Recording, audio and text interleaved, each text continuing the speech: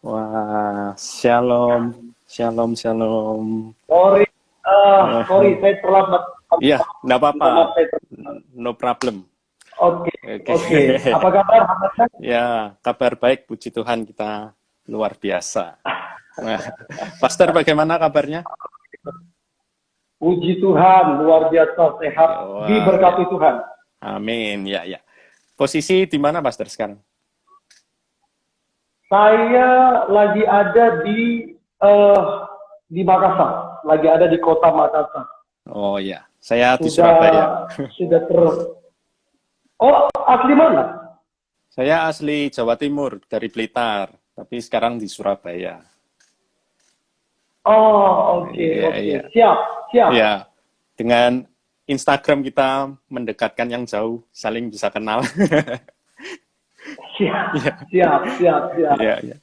Oke, Oke. oke. Ya, sebelum mulai kita doa dulu, Pastor. Yang saya pimpin doa Boleh, dulu. boleh. Ya, Tuhan Yesus, terima kasih untuk kesempatan malam hari ini, Tuhan. Saya bersama dengan Pastor Jonathan Manulang untuk membahas tema tentang relationship, Tuhan. Biarlah pembahasan kami pada malam hari ini bisa menjadi berkat dan membuka pemikiran dari anak-anak muda, generasi muda ya Tuhan. Biarlah juga Engkau memberkati koneksi ini dapat berjalan dengan lancar, dan waktu 1 jam ke depan kami serahkan ke dalam tangan-Mu, beracaralah melalui perbincangan kami. Di dalam nama Tuhan Yesus, amin. Amin, Ya, amin. wah, saya tertarik nih sama Pastor. Postingannya luar biasa, tajam, tajam dan seperti silet. Ya, Iya, iya. ya.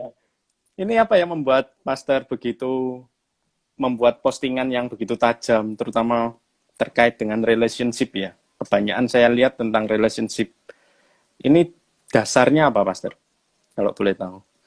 Ya, eh, sebenarnya kan ini baru-baru saya buat 3 bulan terakhir ini. Iya, Dasarnya apa? Karena banyaknya DM, banyaknya WA, banyaknya telepon, dan kebetulan saya memang melayani anak-anak muda. iya, Jadi saya banyak dapati anak-anak muda mereka putus sekolah bukan karena orang tuanya nggak mampu, iya, tapi karena salah bergaul.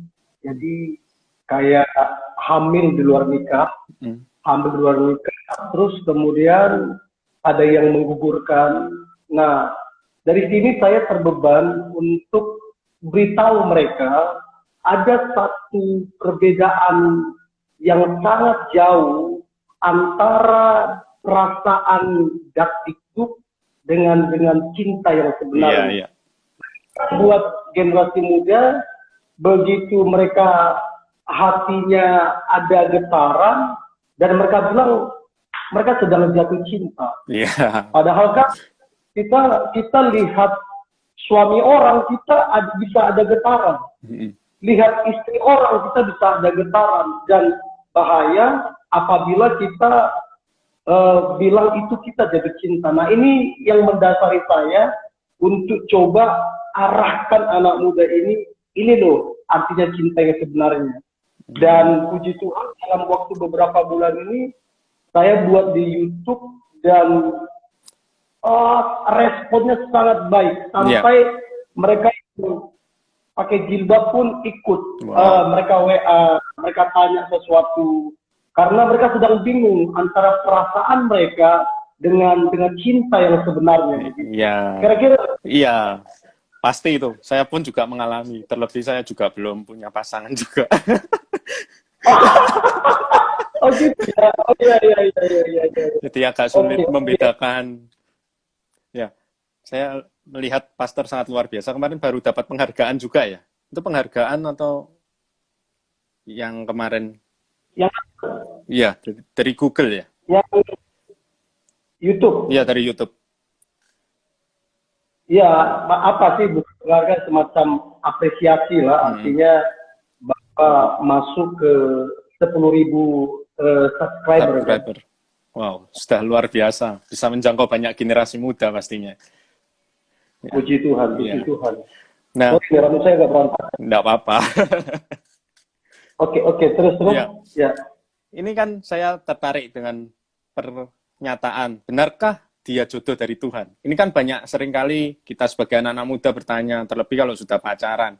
Seperti yang dikatakan dengan pastor tadi, membedakan perasaan kita dagdikduk dengan cinta yang sejati nantinya benar-benar bingung. Sampai akhirnya bisa menjadi bucin ya. Bahasa gaulnya sekarang kan bucin, budak cinta. Nah, sebelum jauh lebih dalam lagi, pacaran yang sebenarnya menurut pastor ini bagaimana yang seharusnya? Yang sesuai dengan Alkitab itu. Jadi sebenarnya hambanya Haris, sebenarnya Alkitab tidak pernah mencatat istilah pacaran. Jadi kata pacaran itu tidak ada di Alkitab. Mau dalam perjanjian lama, mau dia dalam perjanjian baru, tidak ada istilah pacaran. Alkitab cuman mengenal istilah perkenalan, pertunangan, kemudian pernikahan. Nah, saya dapati pacaran versi dunia ini yang merusak generasi. Maksudnya pacaran versi dunia adalah seperti sebuah hak milik. Maksud hak milik adalah mereka berhak untuk cemburu karena dia merasa itu pacar saya. Terus itu semacam surat izin. Surat izin dalam arti ya boleh dong saya pegang tangannya, boleh dong cium dia, boleh dong saya peluk dia, bahkan boleh dong tidur bareng. Karena apa? Dia merasa ini pacarku. Jadi milik ya. Pacaran berbahaya. Surat izin dan hak milik ini kalau kita tidak hati-hati maka generasi muda akan hancur di sini. Nah inilah tujuan dari saya fokus. Makanya teman-teman saya tanya, bro, lu kenapa tentang cinta-cinta dulu? Kenapa tentang pacaran dulu? Bukan, maksud saya, oke lah, kamu fokus tentang pengajaran, kamu fokus tentang penginjilan masuk ke daerah-daerah, tapi saya izinkan saya untuk jangkau generasi ini, untuk arahkan mereka, kemudian mereka bisa berpaling ke Tuhan kan. Betul. Jadi kan pacaran tadi kalau di dalam kehidupan kita sehari-hari, setiap anak muda kan pastinya ingin pacaran ya, Pastor. Sebelum kita menembak pasangan kita, lawan jenis kita, ada tahapannya enggak yang harus kita lakukan? Masa baru kenal 1 minggu sudah ditembak, mau enggak jadi pacarku? Ujung-ujungnya putus. Nanti 1 minggu kenal lagi, ditembak, mau enggak jadi pacarku? Putus lagi. Akhirnya putus nyambung kan bisa merusak gambar dirinya sendiri juga. Nah, sebelum menyatakan rasa cinta sebagai pacar, ini ada tahapannya nggak menurut Pastor? Ya, makanya begini, saya dapati kata terburu-buru inilah, kata gesa-gesa inilah yang banyak menghancurkan generasi. Terlalu gesa-gesa untuk menyatakan perasaannya. Padahal dia belum mengenal orang itu. Bagi saya, sebelum kita berpacaran, maka ada 3 tahap. Yang pertama, kita mesti berteman dulu. Berteman ini artinya kita kenal dulu orangnya. Terus kemudian kita bersahabat. Bersahabat ini artinya kita lebih dalam untuk mengenal. Baru kemudian kita berpacaran. Nah, kita mengenal apanya? Mengenal dosanya. Mengenal apanya? Mengenal kecenderungannya. Orang ini kalau marah gimana sih? Orang ini kalau dikecewakan gimana sih? Terus mengenal masa lalunya. Orang ini masa lalunya bagaimana? Tidur dengan berapa perempuan? Terus hamil siapa? Terus ada anak enggak? Nah, ini yang kita mesti kenali. Terus kita kenali juga keluarganya. Ini keluarganya gimana sih? Keluarganya mendidiknya dengan, ada saya dapatin beberapa teman-teman muda, orang tuanya justru bilang, udahlah, tinggalin aja istrimu, tinggalin aja suamimu.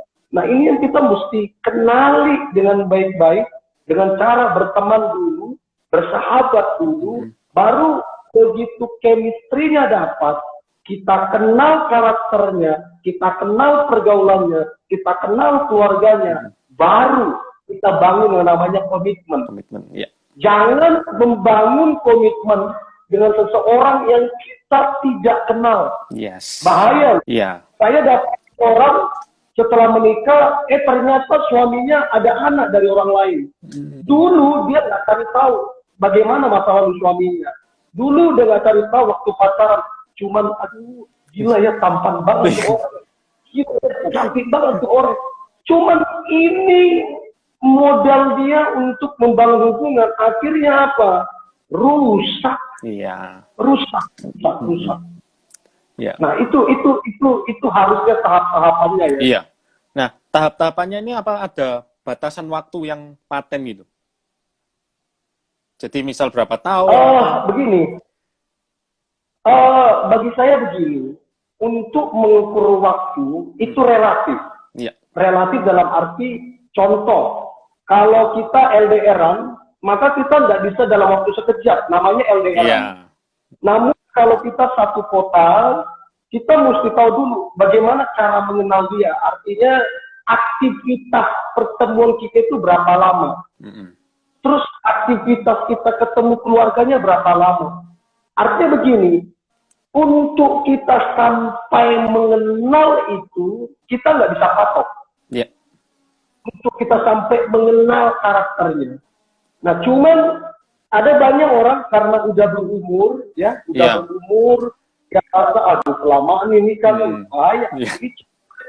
Kalau terlambat nikah berumur susah melahirkan. Susah melahirkan, ya. Jadi bagi saya lebih baik terlambat menikah daripada menikah dengan orang yang salah. Sampai kemarin, ini saya ada buat statement, lebih bagus tidak menikah daripada menikah dengan orang yang salah. Yeah. Itu sempat ramai dibicarakan teman-teman, agak kontroversi. Tapi bagi saya, begitu kamu udah menikah, udah diberkati di gereja, buruk apa suamimu, mau dia peminum, mau dia penjina, mau dia kasar, udah nggak bisa pisah lagi. Yeah. Udah nggak bisa lagi. Udah berdoa, bersabar, percaya mujizat Tuhan. Tinggal itu, udah nggak ada lagi. Iya. Oke. Wah. Jadi artinya apa? Jangan menikah dengan seseorang yang benar-benar kamu belum kenal. Iya. Pastikan kenal sebaik mungkin, baru bangun komitmen. Iya. Begitu. Wow, luar biasa. Ya, yes, mungkin ada penonton yang mau bertanya-tanya, silakan di komen aja nanti biar kita bacakan pertanyaannya dan Pastor Yonatan menjawab. Ya. Untuk selanjutnya, menurut Pastor, kita memilih pacar itu melihat fisiknya, dompetnya, atau melihat hatinya? Kalau saya melihat hati, tapi kan susah melihat hatinya. Saya banyak konseling pernikahan muda, ya, saya konseling mereka dan saya tanya sama suaminya, istrinya ini gimana? Kriterianya enggak? Aduh Pak, sebenarnya istriku ini enggak kriteriaku Pak, tapi aku cinta sama dia. Saya tanya juga yang lain, pasangan yang lain, gimana nih suaminya? Kriterianya enggak? Aduh Pak, jujur Pak, kriterianya saya itu seperti Lee Min Ho. Tapi saya cinta sama suami saya. Nah, artinya begini, kadang orang terjebak di paras, ya, di muka, di penampilan. Padahal kalau kita mau baca Alkitab, kalau kita mau baca Firman, untuk membangun rumah tangga, untuk membangun pernikahan, tidak cukup hanya cinta-cinta doang. Yeah. Makanya kalau kita cek beberapa artis, waktu ditanya, kenapa cerai? Selalu jawabannya, aku masih cinta loh. Aku masih cinta. Tapi rumah tangga tidak bisa hanya sekedar cinta-cinta doang. Dibutuhkan sebuah hikmat, dibutuhkan sebuah karakter. Yes. Karena tanpa karakter, lama-lama pasangan akan menjenuhkan. Yeah. Jadi karakter lebih penting daripada muka. Dan bagi saya, cantik, ganteng itu relatif. Yeah. Tergantung pandang. Yeah. Tapi karakter yang baik mendatangkan damai sejahtera, mendatangkan sukacita, mendatangkan. Ya, berarti melihat karakter, kan karakter timbul dari hati ya. Karena di dalam hati kita akan terpancar kehidupan. Nah, kalau kita lihatnya dari karakter, kalau karakternya jelek berarti hatinya otomatis jelek kan. Ya udah kita jauhi aja, jangan dijadikan pasangan gitu ya. Seperti itu ya, Pastor. Enggak, karena begini hambanya. Kenapa terjadi hubungan toksik ya, hubungan Iya. toksik? Ini udah jelas-jelas ditonjokin waktu pacaran, udah jelas-jelas waktu diselingkuhin waktu pacaran, udah jelas-jelas ada orang sampai dicekek waktu pacaran. Tapi I don't know, maksudnya kenapa kamu di situ lama-lama? Dan dia bilang, nggak tahu, aku cinta sama dia. Ini yang dibilang salah menerjemahkan perasaan. Ya. Itu realistis. Cinta itu bisa diukur. Cinta itu yang benar ukurannya firman Tuhan. Firman Tuhan bilang, kasihilah Tuhanmu, kasihilah sesamamu. Jadi tidak mengasihi, dia pukul kamu, dia hina kamu, dia maki kamu, maka itu bukan cinta, itu kebodohan. Yes. Iya. Saya jujur ya, hambanya kalau saya konsider anak muda, saya agak pedas-pedas bagaimana. Saya nggak mau lulus terakhir masuk jurang. Mendingan kita tempeleng sekalian, baru dia sadar. Kira-kira begitu. Kira-kira. Wah, luar biasa. Nah, bentar, ini ada pertanyaan. Pastor, saran dari sahabat dan keluarga pentingkah? Kalau mereka tidak setuju, apakah kita harus menurutinya? Nah, begini. Pertanyaan yang bagus nih. Ini pertanyaan yang sering ditanyakan. Iya. Begini. Dalam menjalin sebuah hubungan, laki-laki yang terbaik, perempuan yang terbaik, itu seperti apa? Laki-laki yang terbaik adalah memperkenalkanmu ke orang tuanya. Yes. Perempuan yang terbaik adalah memperkenalkanmu ke orang tuanya. Itu apa? Yang pertama, kita dari awal udah bisa tahu, oh kira-kira saya ini direstui apa tidak. Begitu tidak direstui, kita bisa atur langkah. Ini mau dilanjutkan apa tidak. Karena jangan kita jalin hubungan udah bertahun-tahun, 2 tahun, 3 tahun, 4 tahun, dikenalin ke orang tua nggak merestui. Terbuang itu waktunya dengan sia-sia. Nah, bagi saya, lebih awal kita kenal keluarganya, lebih awal kita kenal orang tuanya, lebih baik. Yes. Jadi kita tahu nih, arah hubungan ini kemana, direstui apa tidak. Dan yang paling penting, Alkitab bilang, hormatilah ayah dan ibumu, supaya lanjut umurmu dan berbahagia di bumi. Artinya begini, restu orang tua itu sangat penting. Yes. Jadi kalau orang tua tidak merestui, jangan terobos, jangan terobos.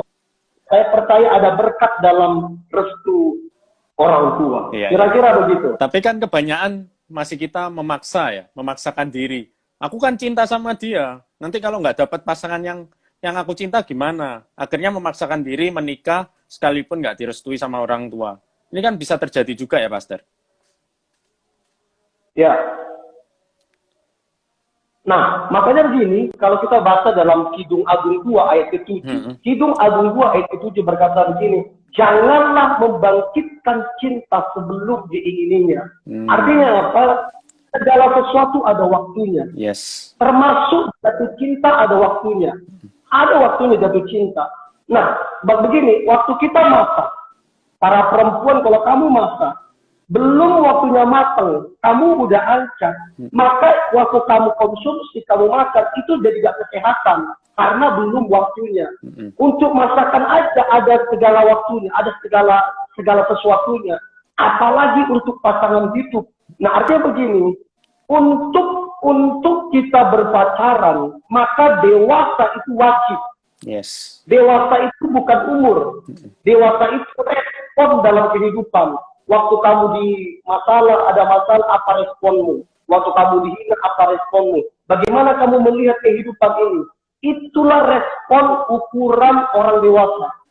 Nah, bayangkan pacaran lebih sibuk main games, main PUBG. Hubungannya nggak diurus. Pacaran lebih sibuk ke hobi.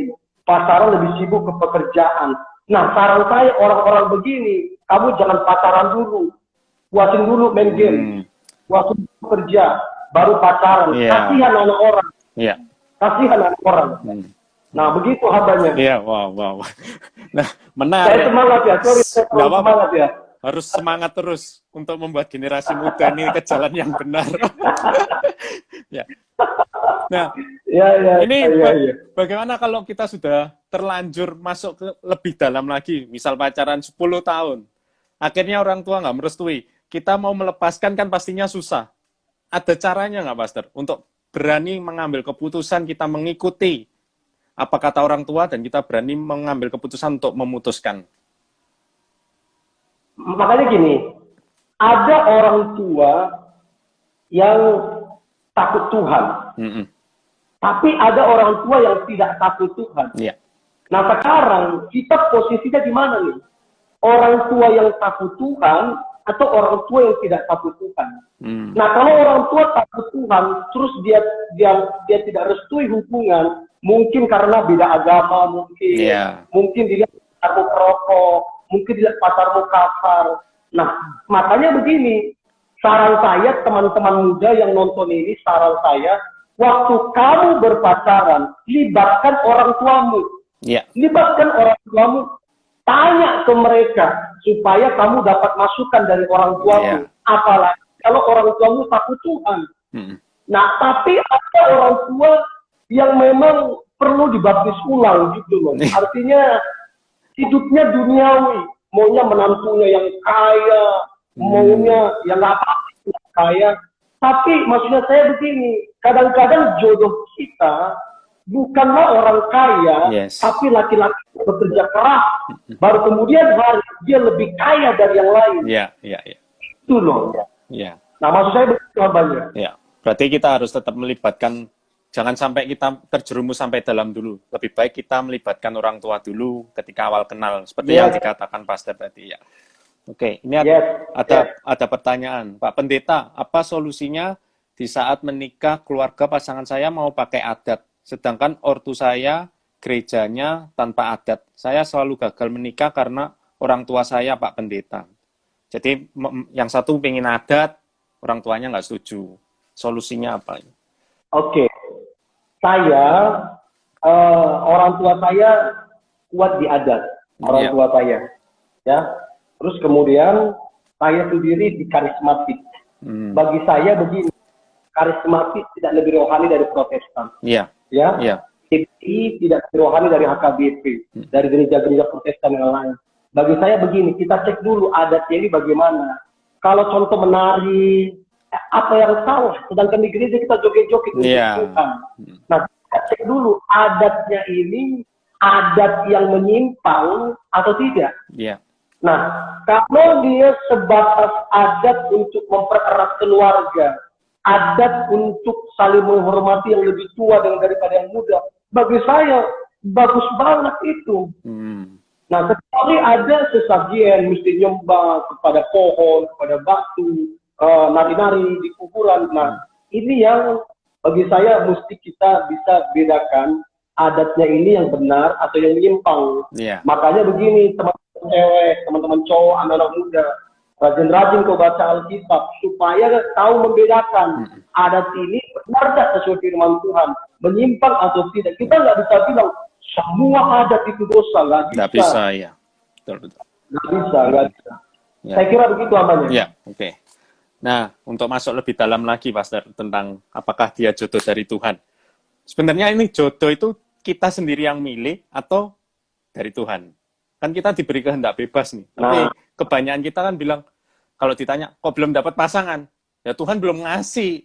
Nah, kita nggak mau berusaha, gimana mau dapat pasangan? Nah, ini sebenarnya bagaimana untuk meluruskan pandangan yang seperti ini? Nah, ini yang sering dipakai orang ya. Ini yang sering dipakai orang untuk membenarkan apa yang salah. Contoh, saya di WA, di DM banyak orang ya, dia udah nikah nih, karena suaminya peminum, berokok, terus mencewek ke sana sini, selingkuh sana sini. Dia bilang, Pak Pendeta, saya tidak menikah dengan jodoh saya. Kita lihat. Ya, itu baru bilang tidak jodoh saya. Dulu, kamu kemana? Nah, oke, kembali lagi pertanyaan begini. Jodoh itu pilihan Tuhan atau pilihan kita? Begini, kita ini adalah makhluk free will. Yes. Kita ini punya kehendak bebas. Yes. Tapi kita bukan robot. Ya. Robot itu artinya di setel.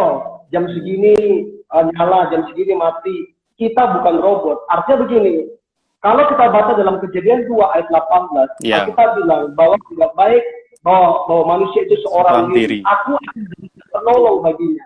Artinya begini, berarti kalau kita baca firman Tuhan, rumah tangga, pernikahan adalah wadah pertama yang Tuhan kerjakan sebelum ada rumah tangga duluan. Nah, artinya begini, Tuhan serius dengan rumah tangga. Jadi kalau kita garis bawahi, kalau Tuhan bilang aku akan jadikan bagi dia pasangan yang sepadan, penolong, maka artinya begini, kata sepadan itu ada artinya. Artinya begini, sepadan itu yang dari Tuhan. Yang dari Tuhan. Artinya Tuhan sudah siapkan jodoh, oke, tapi pilihan ada pada kita. Kita mendapatkan Tuhan atau tidak? Kita, makanya gini, apa fungsinya Roh Kudus? Roh Kudus itu menuntun. Kalau bilang dia menuntun, berarti kita butuh Tuhan. Kita butuh Roh Kudus untuk menuntun. Menuntun dalam apa? Menemukan pasangan hidup yang dari Tuhan. Artinya begini, kalau disimpulkan, jodoh sudah disediakan Tuhan, tapi kita mesti kerjasama dengan Tuhan supaya kita tidak salah. Kita dalam kita harus tetap begitu hamba. Kita harus tetap berdoa dan berusaha. Kan nggak mungkin kita iman tanpa perbuatan kan juga hakikatnya mati. Kalau kita cuma mengharapkan jodoh dari Tuhan, kita nggak berusaha ya, sampai tua pun nggak akan dapat jodoh kan. Seperti itu ya. Nah, setuju. Ini ada pertanyaan. Jika sudah dekat sama seseorang, orang tua maunya calon menantu kaya dan suku yang sama. Jadi bagaimana untuk memperkenalkan ke orang tua? Nah, ini bagaimana? Orang tuanya yang... Itu orang tuanya, kalau tidur, tumpang tangan kepalanya. Bilang, Tuhan, jangan ini orang tua pilih, supaya jangan yang aneh-aneh, supaya pikirnya sesuai dengan Tuhan. Orang tua saya, sekalipun orang tua saya kuat diajar, tapi orang tua saya begini, nak, kamu menikah, kepada siapa kamu harus menikah? Yang tahu pasangan hidupmu cuma dua, Tuhan dengan kamu. Mama ini cuma merestui. Kalau mama lihat baik, tidak aneh-aneh, mama restui. Tapi kalau bilang mesti kaya lagi. Masalahnya kalau Tuhan jodohnya itu orang miskin, gimana dong? Tapi orang miskin yang bekerja keras, yang disiplin, baru kemudian hari sukses berhasil. Jadi saran saya, apabila orang tuamu lagi tidur, tumpang tangan. Supaya bertobat begitu. Ini Pastor ada pertanyaan. Pastor, bagaimana membedakan laki-laki yang serius? Nah, ini pacarannya LDR. Nah, ini bagaimana Pastor? Kalau LDR kan kita jarang ketemu. Membedakan pasangan itu bisa serius atau enggak, dari mana? Ya, jadi beberapa hari yang lalu saya upload di YouTube juga tentang serius ini. Jadi begini, untuk kita bisa membedakan serius apa tidak, yang pertama begini, jangan bilang, aku ini sibuk kerja, jadi agak susah ini. Saya selalu bilang begini, lebih sibuk mana kamu daripada Pak Jokowi yang Presiden Republik Indonesia yang mengurusi 260 juta penduduk, masih sempat main sama cucunya, masih sempat ngumpul sama anaknya, sama istrinya. Lebih sibuk mana kamu? Nah, artinya begini, kalau kita serius, sesibuk-sibuknya kita akan meluangkan waktu. Setuju. Kemudian, makanya begini, hubungan yang serius itu hubungan yang saling. Apa maksudnya saling? Tangan saya yang kiri ini kosong, tangan saya yang kanan ini kosong. Jadi waktu dia saling, dia akan mengisi.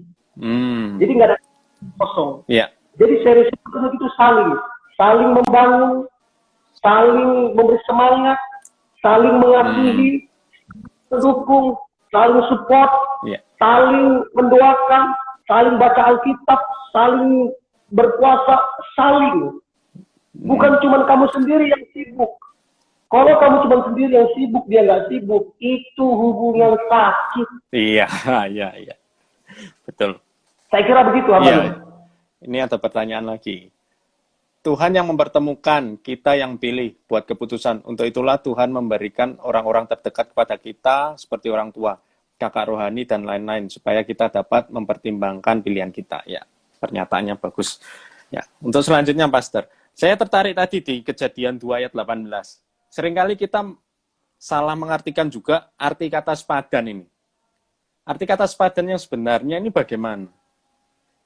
Kan terkadang kita mengatakan sepadan harus cocok. Hobi saya, misal main game. Pasangan harus main game. Nah, katanya sepadan. Kalau hobinya kesukaan makan nasi goreng, pasangan juga makan nasi goreng. Kan kadang biasanya anak-anak muda berkata, ini yang sepadan, ini yang cocok dengan saya. Ini pasti dari Tuhan.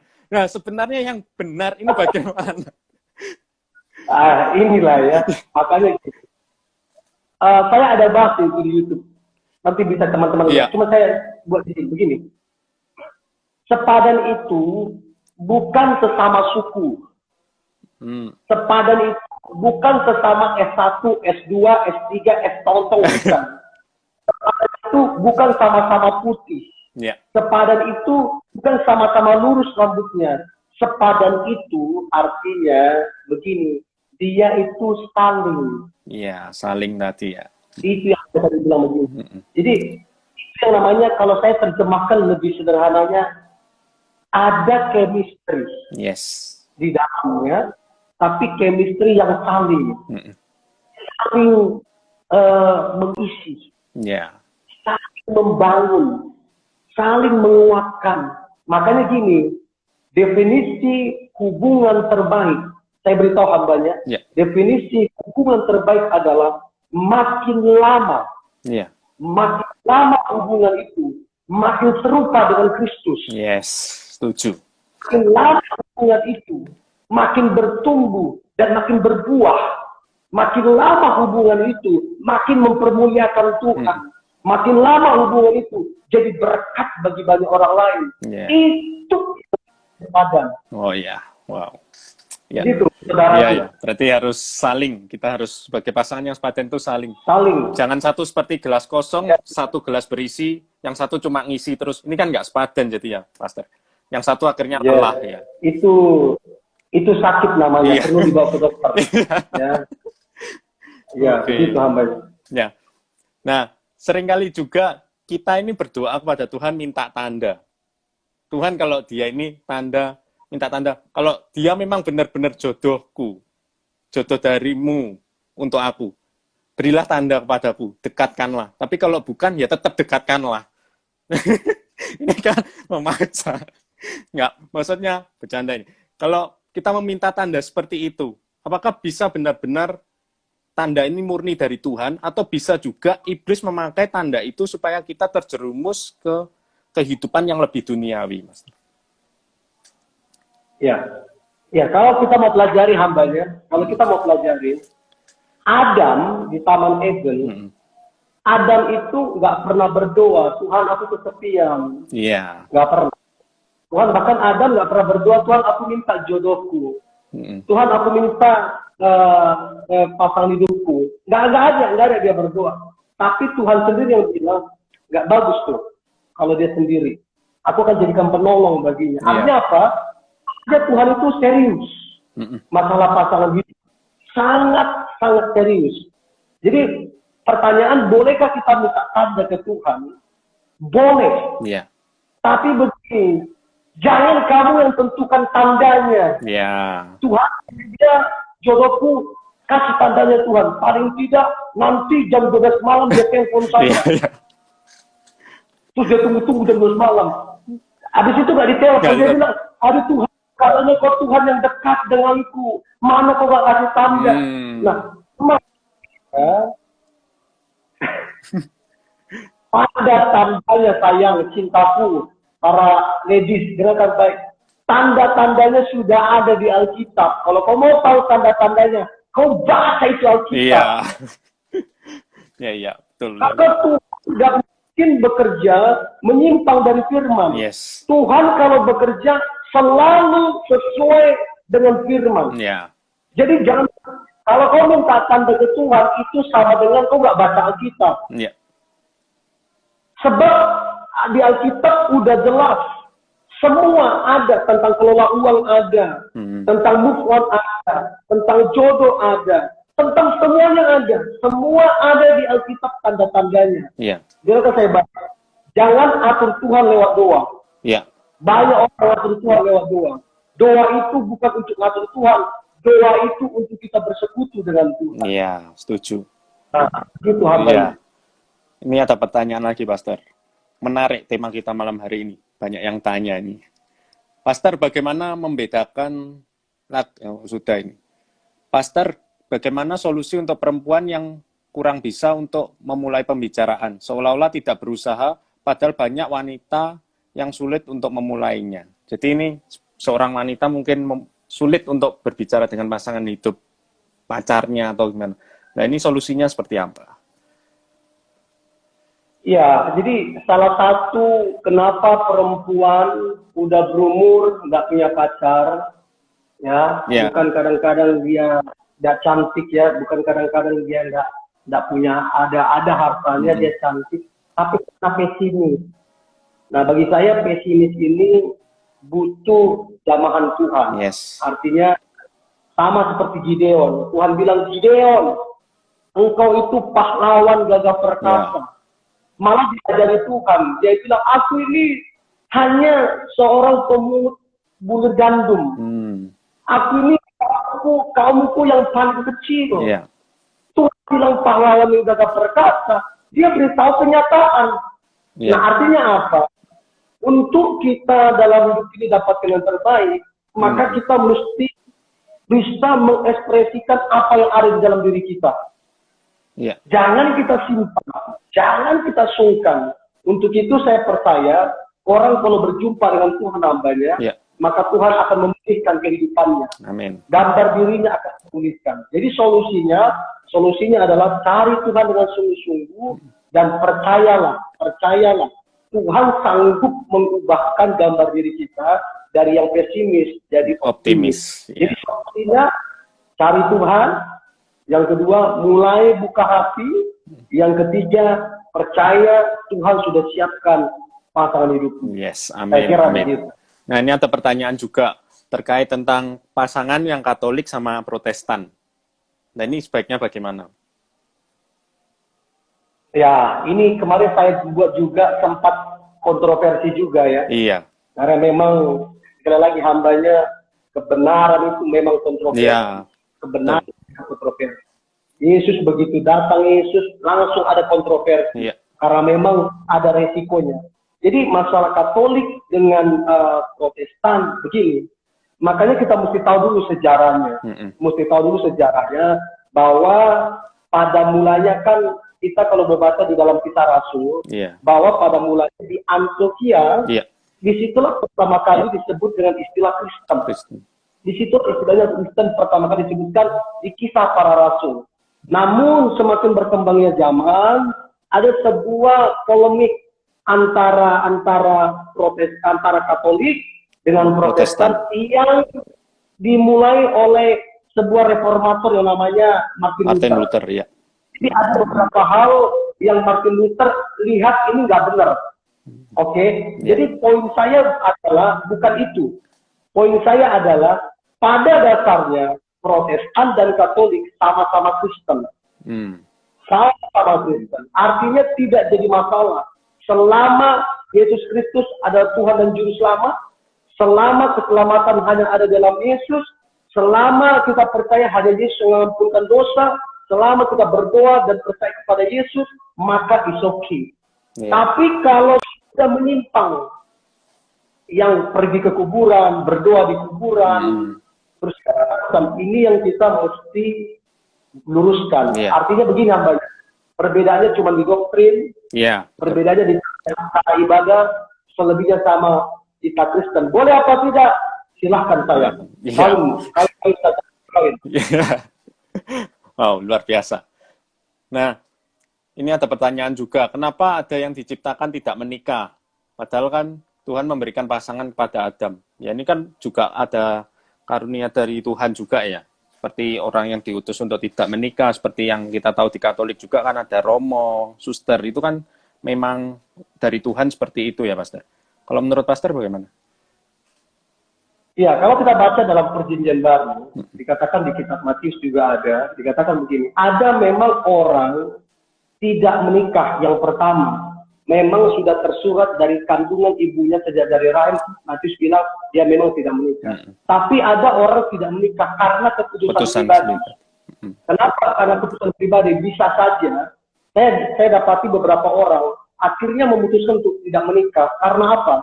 Karena masa lalunya yang buruk. Dia diselingkuhi, dia dikasari waktu dia berpacaran yang dulu, dan akhirnya dia jadi trauma. Dan dia memutuskan untuk tidak menikah lagi saking dia traumanya.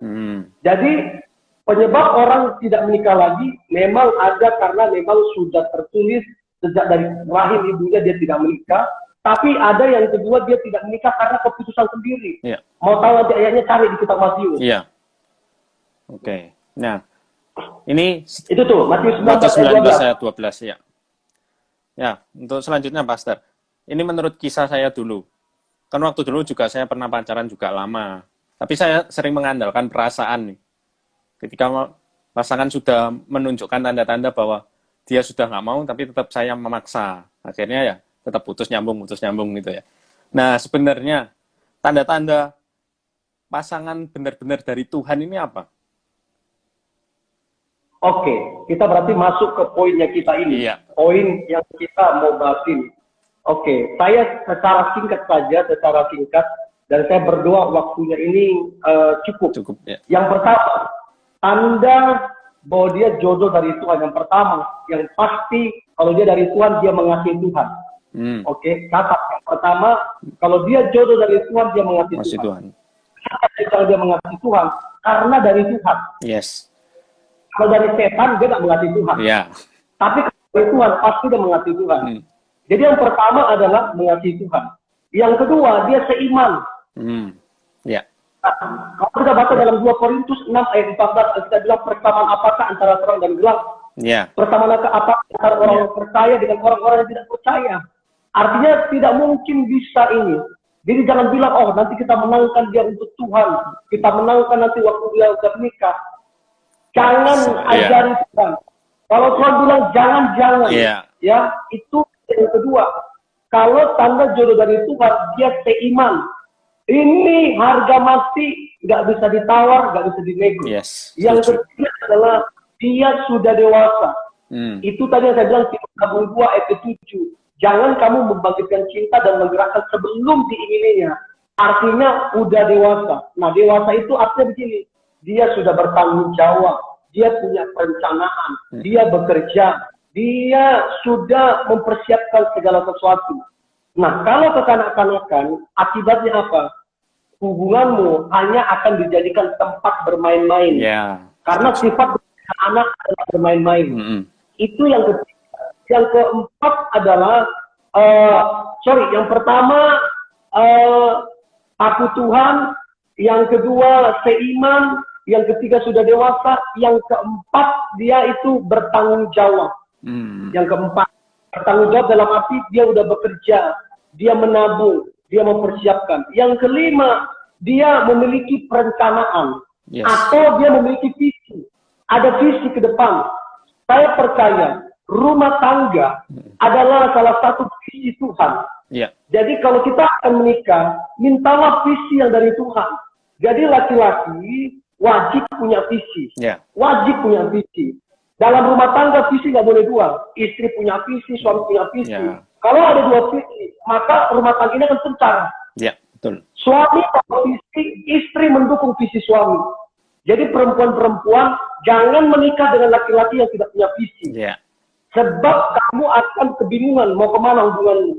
Itu yang selanjutnya. Yang ke-6, tanda-tanda jodoh yang dari Tuhan adalah menjaga kekudusan, menjaga kehormatan. Dia tidak mencium engkau sebelum menjadi istrinya, dia tidak memeluk engkau sembarangan, ya boleh peluk, apa kabar boleh. Tapi kalau udah peluk raba sana sini, sampai berapa tahun lagi, nah, itu yang kita mesti tahu. Yang keenam itu menjaga kekudusan, menjaga kehormatan.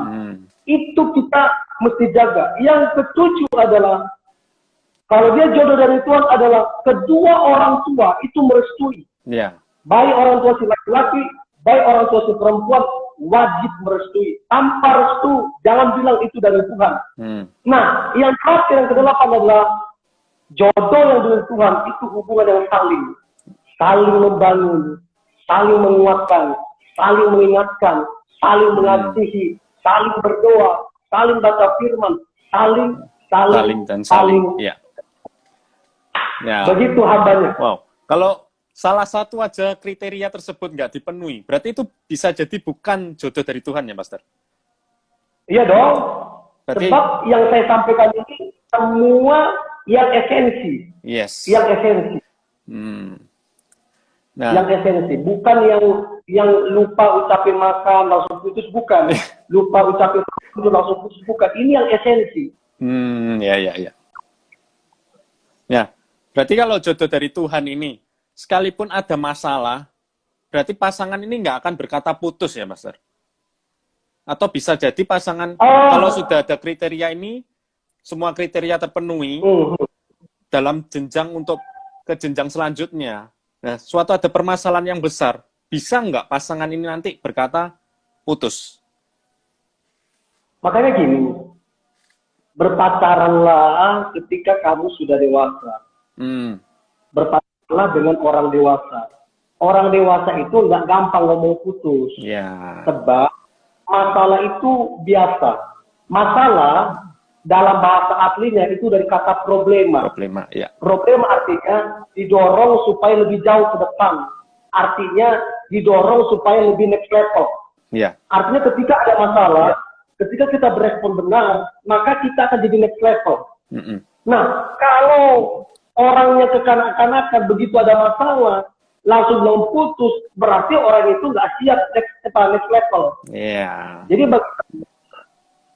masalah itu normal dalam kehidupan. Saya beritahu satu rahasia. Supaya tidak ada masalah. Supaya hidupmu tidak ada masalah. Apa itu, Pastor? Satu rahasia. Apa? Rahasianya adalah 2 kali 3 kuburan. Jadi kalau sudah mati, sudah di kuburan, sudah tidak ada lagi masalah. Setuju. Nah, ini Pastor. Kan kalau sudah memenuhi tadi ada berapa ya? 8 atau 9 kriteria itu, kalau memang sudah terpenuhi semua. Tetapi kita kan sebagai laki-laki ya. Terus kemudian ceweknya ini berkata, kapan nikahnya? Tapi yang pokoknya salah satu pihak ini tidak segera mau untuk menyatakan kapan waktu nikahnya. Nah, ini bagaimana, Pastor? Apakah ini benar-benar pasangan dari Tuhan? Itu yang saya bilang. Itu orang nggak punya visi ke depan. Saya, jika saya berpacaran, pasangan saya tanya kapan nikah, saya langsung jelaskan tahun berapa, bulan berapa, tanggal berapa. Begini, saya tahu apa yang sedang saya kerjakan. Mana saya akan pergi. Jadi kalau orang tanya, ya saya pasti jelaskan, karena saya tahu. Tapi kalau orang yang hidup tanpa visi, cuma tidur, bangun, main PUBG, segala macam, cuma itu aja kerjaan.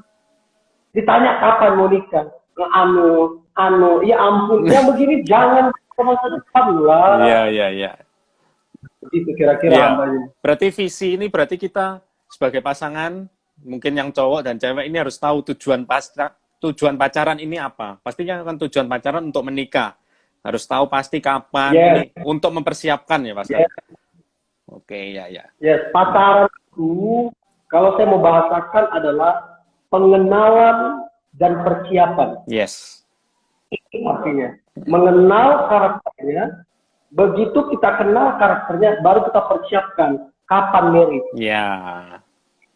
Pacaran tidak tahu kapan akan menikah. Sayang, jangan saya baik. buang itu waktumu itu. Iya, iya. Nah, itu transparan. Ya, begitu hambanya. Iya. Bukan cuma buang waktu, Pastor. Tapi buang tenaga, buang uang juga, buang yang lain-lain juga. Iya, itu Iya, dia. iya. Nah, yang terakhir, Pastor. Untuk para jomblower nih, ada pesan-pesan khusus supaya bisa menerima atau mendapatkan pasangan yang benar-benar dari Tuhan.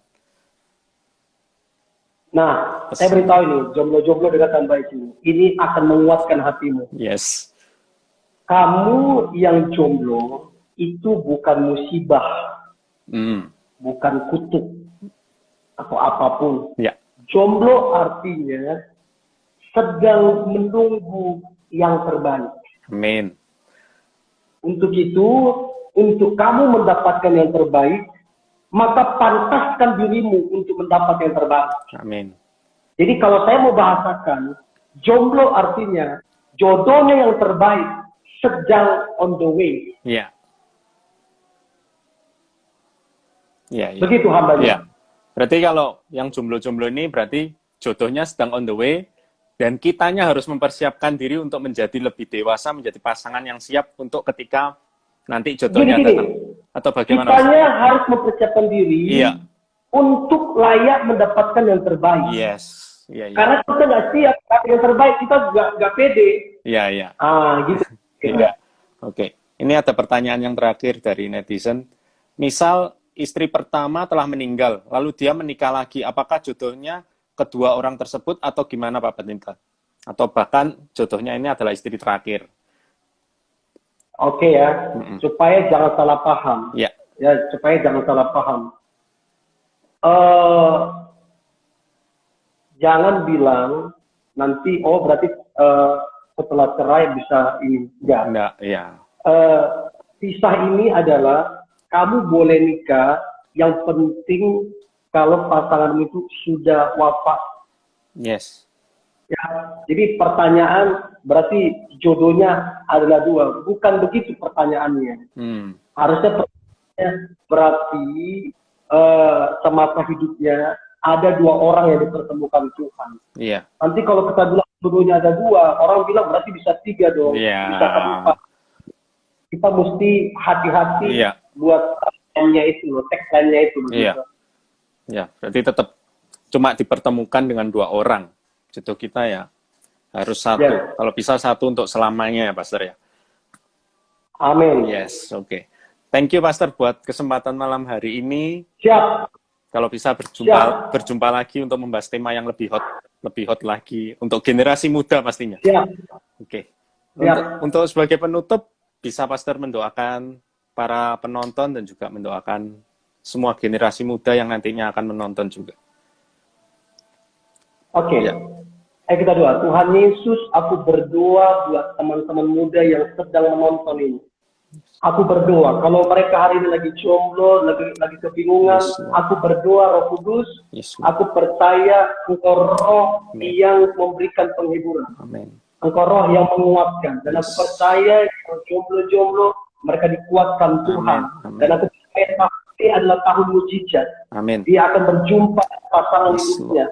Dan aku juga berdoa buat teman-teman yang lagi bingung. Aku percaya Tuhan, Engkau menuntun mereka kepada sebuah kepastian. Sebab Yesus, nama Yesus adalah sebuah kepastian masa depan. Dan aku percaya yang menonton ini hidup mereka diberkati Tuhan. Aku percaya hidup mereka luar biasa dipakai Tuhan. Dan aku pasangan-pasangan, aku berdoa Roh Kudus, biar mereka menjalani hubungan berdasarkan firman Tuhan, menjaga kekudusan, saling mengasihi, saling menghormati, saling menolong, sehingga lewat hidup mereka, nama Tuhan dipermuliakan, orang lain diberkati.